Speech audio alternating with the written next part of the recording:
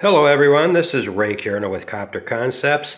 Today we're going to continue our tutorial on building a rubber-powered scale model helicopter from Copter Concepts. This is the build Huey. I will go over what I have done since our last class, so this is class number 2. As you see, most of the framework has now been completed.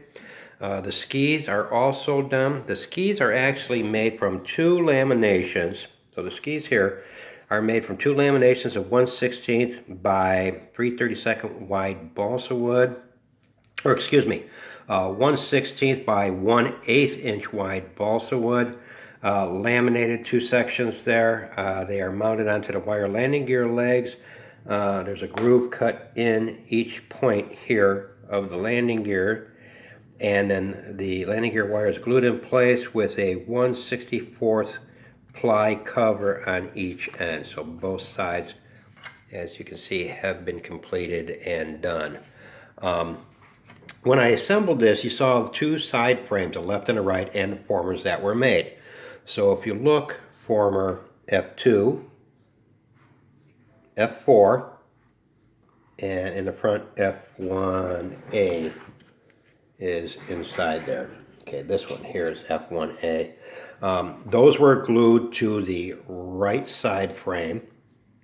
Once they were dried in at 90-degree angles, the left side frame was glued in place. Now, once the left side frame was glued in place, I glued in F2 and then F4. And then I added R1A and R1B, which is the retainer tube rings that you see here, okay? Those were glued in position next. Once those were done, F1A in the front was not glued to the left side yet because that has to be out of the way so you can slide the blast tube in position. If you put the front in, it's not going to line up correctly. You're not going to be able to get it all the way in through the front. So you have to install the blast tube after F2, F4, RA, and RB are glued to both left and right side A-frames. Then your blast tube is slid into position. After your blast tube is in position, then I glued in F1A to the left side frame. Once that was dried, I then installed all the cross members as you see here. Here's cross member here, here, here, a little 1/16 inch sheeting here, another cross member here. You see on the bottom we have cross members here. I'll flip it over so you can see. So we have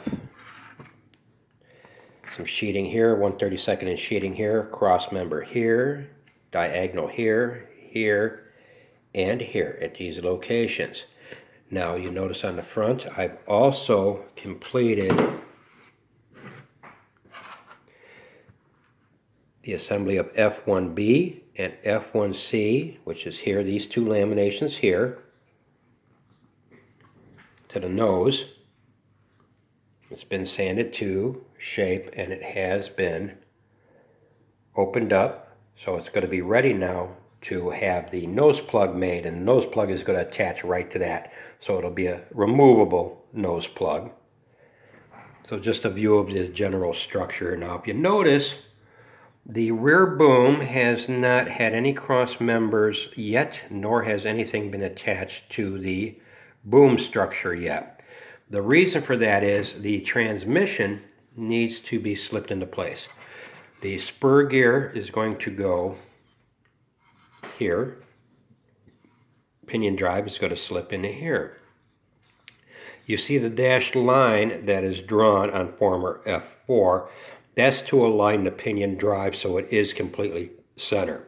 Again, our transmission, we do want to make sure that our alignment is as good as possible. The better the alignment, the smoother the operation. Now you can see there's some balsa cross members attached to the rear of that former just to stiffen it up a bit. Okay, here F2, I've got another cross member coming right across here.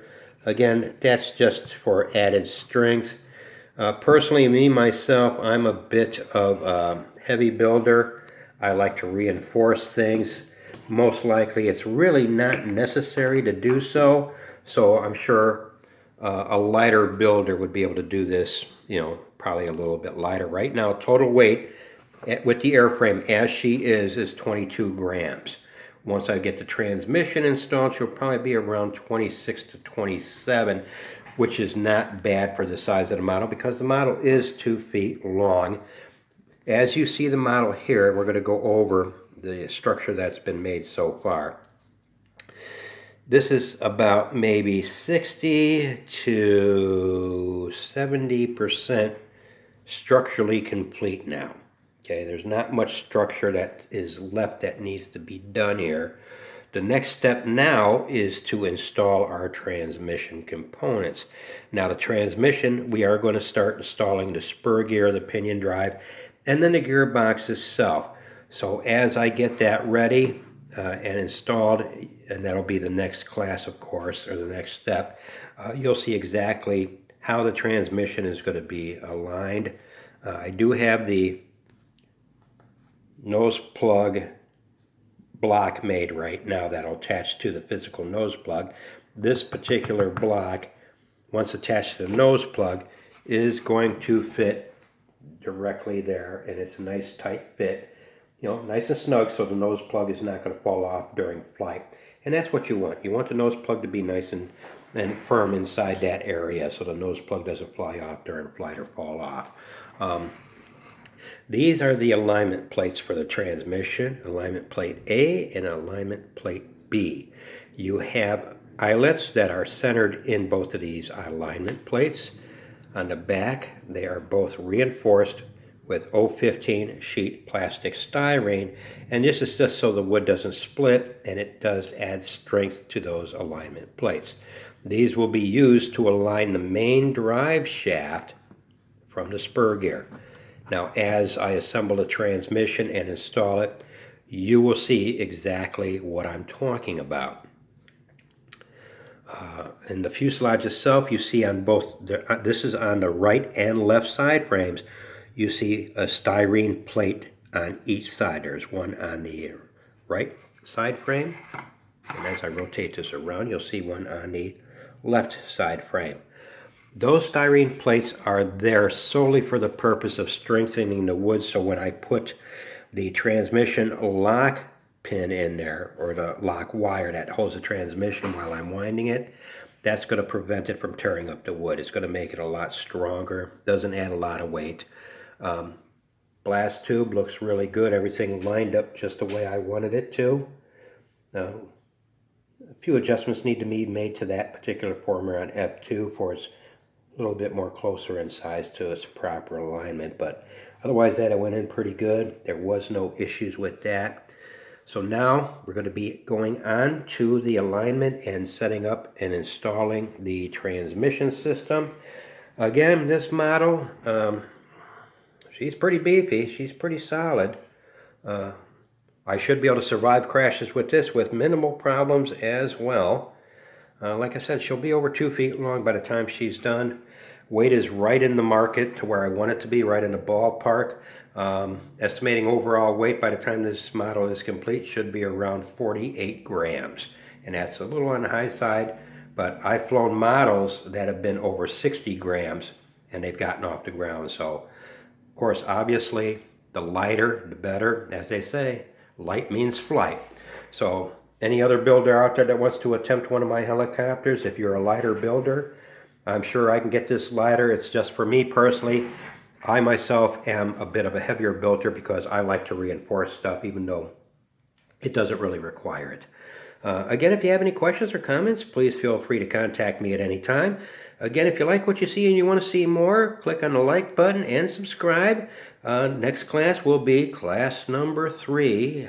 Copter Concepts helicopter build of the Huey rubber-powered model helicopter building class 101 part 2. Thanks for watching.